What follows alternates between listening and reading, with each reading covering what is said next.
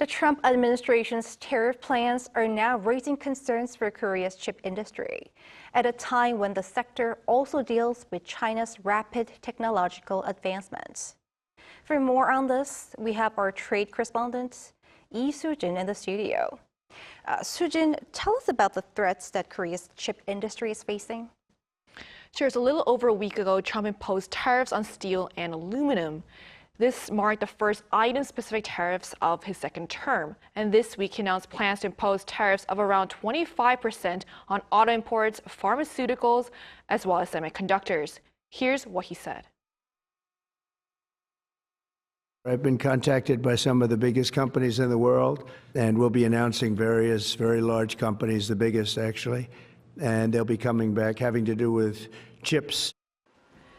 Shifting global dynamics are expected to significantly impact the nation's economy as semiconductors are its top export.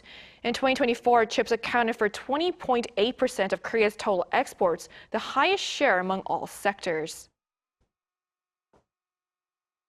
In the area of semiconductor market, 2 to 4% tariff rate makes a significant impact on the market. For now, we are talking about 25% of tariffs on semiconductors, which means a lot of impact on the semiconductor market generally and on the Korean exporters particularly.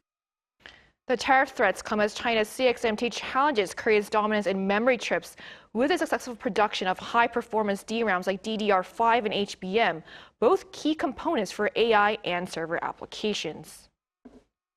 How is the local chip industry planning to navigate these challenges? Well, Korea's chip industry is known for its innovation efforts.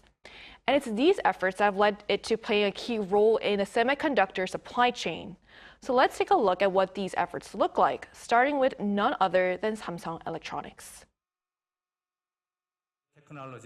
Semiconductors are essential to AI development. Important future developments include bonding technology that builds layers through chipsets and reducing resistance in the back end. Samsung Electronics and SK Hynix in the third quarter last year had combined market share of a whopping 75.5% in the memory chip sector.